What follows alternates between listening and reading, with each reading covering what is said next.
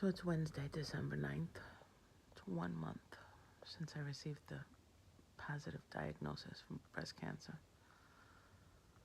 This is the first night that I actually really slept. I slept through the night. I did not take Valium last night. I think a lot of it has to do with my fear of this MRI. It's been what's been keeping me up. It's kind of crazy. What I'm realizing is, now that I feel that I have some kind of control, right? I have a team of doctors. When I went to Dr. Nouri, the oncologist, who I loved, the whole team there, everybody made me feel like I wasn't a number. They emphasized that I was going to be fine. I just have to go through some shit. They didn't put it that way, I did. And before I left her office, she gave me a nutritionist, it's early, a psychologist, a doctor that handles medical marijuana, a doctor setting up the doctor to put my port in, so they give you a port so you don't have to have the IV, chemo from IV, they call it infusion. So many other things.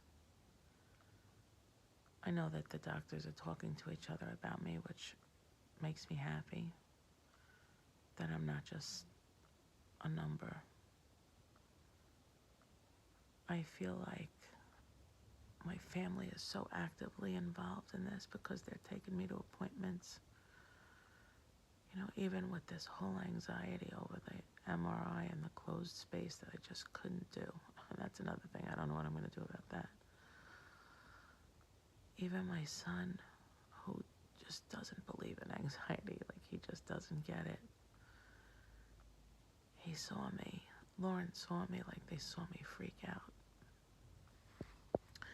And while that's not what I ever wanted to happen, I think it's important for my kids to see all this stuff that I've been kind of keeping under wraps. I wasn't hiding it, I wanted to protect my kids from that. And they see that whole human piece of me.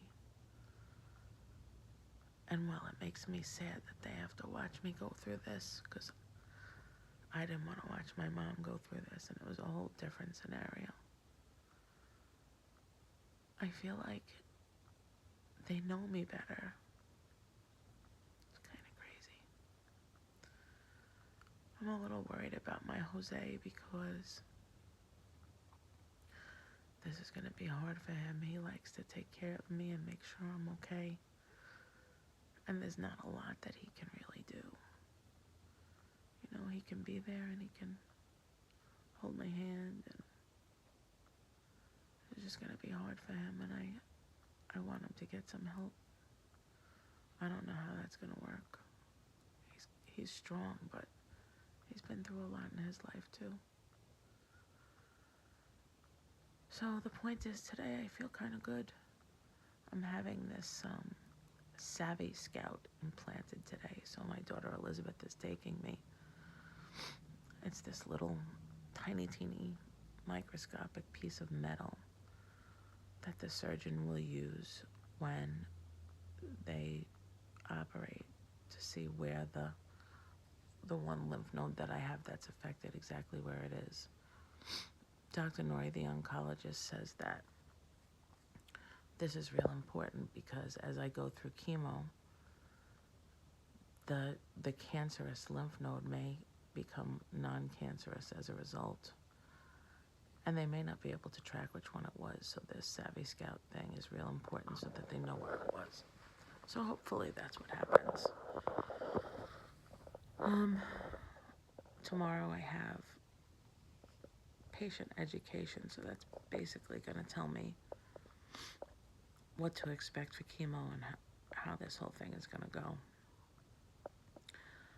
The missing piece that I find so far is, number one, when somebody tells you you have breast cancer, or any kind of bad thing, or any kind of cancer, they there should be more other than you need to find an oncologist and you need to find, a surgeon and you need to find this and here's a couple.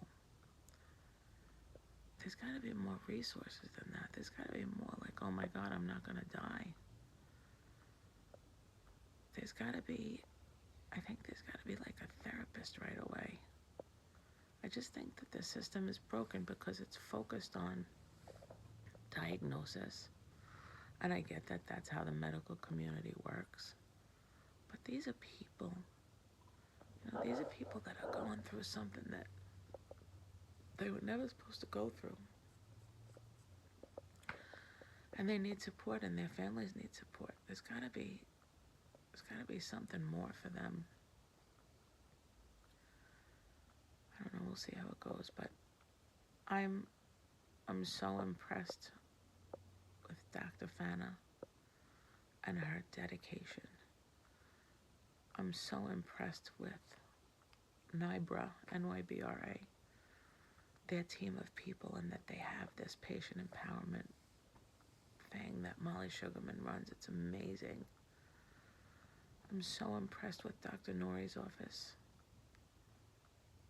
And they've assembled these teams because they know that we're dealing with people. I'm so impressed with this beautiful young woman that I met that does these wigs. I think it's Nikhila. There's so many people, I have a whole book. When I went to patient empowerment at the plastic surgeon at Dr. Banks' office,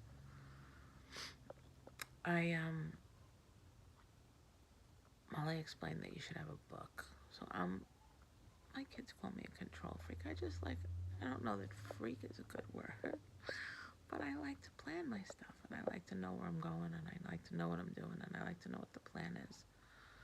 And I have a binder now, and the binder has all of these compartments where I keep all my stuff, because honestly, if you're not organized, it becomes overwhelming. Like, I could just see people coming home from these appointments, if they don't find doctors that they love, distraught with a million papers and not knowing what the next move is or where to start. Or when Molly explained to me that, I didn't have to be so tough, it really hit home, because I was the one for all these years that took care of everybody. And I loved it.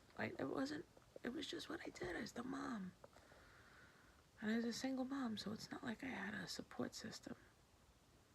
But there's a lot of stuff that I buried. I always wondered who would take care. If I ever got sick, who would ever take care of me? And I'm beyond blessed that I have my Jose and my children, what they're doing. It's amazing.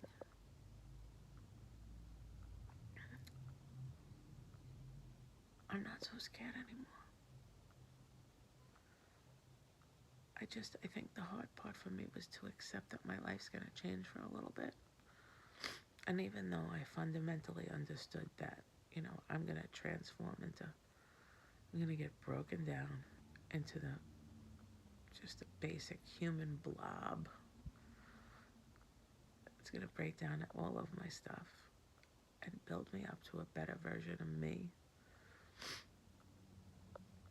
that doesn't have any cancer, that's just stronger than I was ever before. I know that's what's going to happen, but the breakdown piece is probably going to suck. I'm hoping that this video stuff that I'm doing is going to let people know that there's hope and not to be so scared. Because telling people, oh, don't worry, it won't be as bad as you think, isn't as good as watching somebody kind of go through it every day. So, there's good days and there's bad days. I haven't even started. I honestly, some people say that this is the worst part, the beginning where you just don't know what's going to happen. And other people say, the chemo's the hard part. And my daughters were saying how, if you watch TV and all these people that get the mommy makeovers and they have everything of theirs redone.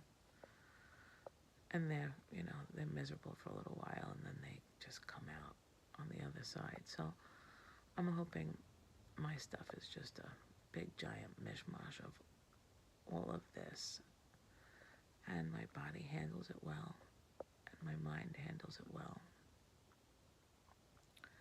I will manage the anxiety if I need to with Valium, but for right now, I'm okay. I'm not foggy this morning because I didn't take it last night. It's the fear of that MRI that just puts me over the edge. So silly. But it's real, so I don't know. But anyway, I'm up to 10 minutes already, and I'm going to stop. I want to note that I'm okay today. Really kind of okay now. I don't know how I'm going to be at 6 o'clock or 10 o'clock tonight. I don't know how that's going to work. But I'm okay for now. And it's okay if I'm not.